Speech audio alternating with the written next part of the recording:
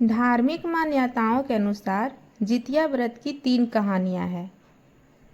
अपनी परंपरा के अनुसार जो कथा आपके यहाँ पढ़ी जाती है आप उसे भी पढ़ सकते हैं।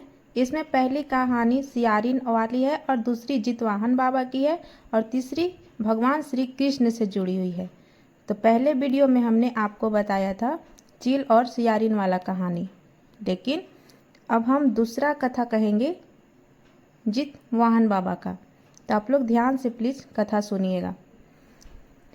गंधर्वों के राजकुमार का नाम जितवाहन था। वे बड़े उदार और परोपकारी थे। जितवाहन के पिता ने वृद्धावस्था में वानप्रस्थ आश्रम में जाते समय इसको राज सिंहासन पर बैठाया, किंतु जितवाहन बाबा को राजपाट में मन नहीं लगता था। वह राज्य का भार अपने भाइयों पर छोड़कर स्वयं वन में पिता की सेवा करने चले गए।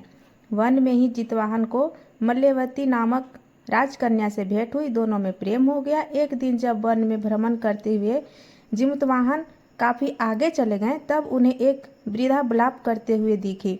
पूछने पर वृद्धा ने रोते हुए बताया कि मैं नागवंश की स्त्री हूँ, मुझे एक ही पुत्र है। पक्षी राज गरुड़ के कोप से मुक्ति दिलाने के लिए नागों ने यह व्यवस्था की है कि वे गरुड़ को प्रतिदिन भक्षण हेतु एक युवा नाग सौंपते हैं।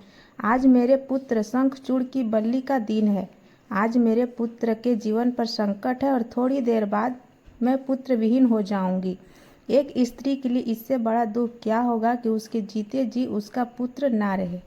जितवाहन को यह सुनकर बड़ा दुख हुआ। उन्होंने उस वृद्ध को आश्वासन देते हुए कहा कि डरो मत, मैं तुम्हारे पुत्र के प्राणों की रक्षा करूंगा। आज उसके स्थान पर मैं स्वयं अपने आप को उसके लाल कपड़े में ढककर विंध्यशिला पर लेटूंगा, ताकि गरुड़ मुझे खा जाएगा पर तुम्हारा पुत्र बच जाएगा। इतना कहकर जितवाहन ने शंखचूड़ के हाथ से लाल कपड़ा ले लिया और उसे लपेटकर गरुड़ को बलि देने के लिए चुनी गई विंध्यशिला पर लेट गए। नित्य समय पर गरुड़ बड़े वेग से आए और वे लाल कपड़े में ढके जितवाहन को पंजे में दबोचकर पहाड़ के शिखर पर जाकर बैठ गए। गरुड़ ने अपनी कठोर चोंच का प्रहार किया और जितवाहन के शरीर से मांस का बड़ा हिस्सा नोच लिया। इसकी पीड़ा से जितवाहन की आंखों से आंसू बह निकले और वह दर्द से कराहने लगे। अपने पंजे में जकड़े प्राणी की आंखों में से आंसू और मुंह से कराह सुनकर गरुड़ बड़े आश्चर्य में पड़ गए, क्योंकि ऐसा पहले कभी नहीं हुआ था। उन्होंने जितवाहन से उनका परिचय पूछा। जितवाहन ने सारा किस्सा कह सुनाया कि कैसे एक स्त्री के पुत्र की रक्षा के लिए वह प्राण देने आए हैं। आप मुझे खाकर भूख शांत करें। गरुड़ उनकी बहादुरी और दूसरे की प्राण रक्षा के लिए स्वयं का बलिदान देने की हिम्मत से बहुत प्रभावित हुए। उन्हें स्वयं पर पछतावा होने लगे कि वह सोचने लगे कि एक मनुष्य है जो दूसरे के पुत्र की रक्षा के लिए स्वयं की बलि दे रहा है, और मैं हूँ जो देवों के संरक्षण में हूँ किंतु दूसरों की संतान की बलि ले रहा हूँ। उन्होंने जितवाहन को मुक्त कर दिया। गरुड़ ने कहा, हे उत्तम मनुष्य, मैं तुम्हारी भावना और त्याग से बहुत प्रसन्न हूँ।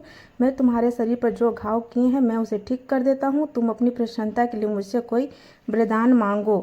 राजा जितवाहन ने कहा कि हे पक्षीराज, आप तो सर्वसमर्थ हैं। यदि आप प्रसन्न हैं और वरदान देना चाहते हैं तो आप सर्पों को अपना हाथ बनाना छोड़ दें। आपने अब तक जितने भी प्राण लिए हैं उन्हें जीवन प्रदान करें। गरुड़ ने सबको जीवन दान दे दिया और नागों की बलि न लेने का वरदान भी दिया। इस प्रकार जितवाहन के साहस से नाग जाति की रक्षा हुई। गरुड़ ने कहा, तुम्हारी जैसी इच्छा वैसा ही होगा। हे राजा, जो स्त्री तुम्हारे इस बलिदान की कथा सुनेगी और विधि पूर्वक व्रत का पालन करेगी, उसकी संतान मृत्यु के मुख से भी निकल आएगी। तब से ही पुत्र की रक्षा हेतु जितवाहन की पूजा प्रथा शुरू हो गई। यह कथा कैलाश पर्वत पर भगवान शंकर ने माता पार्वती को सुनाई थी। जीवित पुत्रिका के दिन भगवान श्री गणेश, माता पार्वती और शिव जी की पूजा एवं ध्यान के बाद कथा सुननी चाहिए। तो एक बार प्रेम से बोलिए जितवाहन बाबा की जय।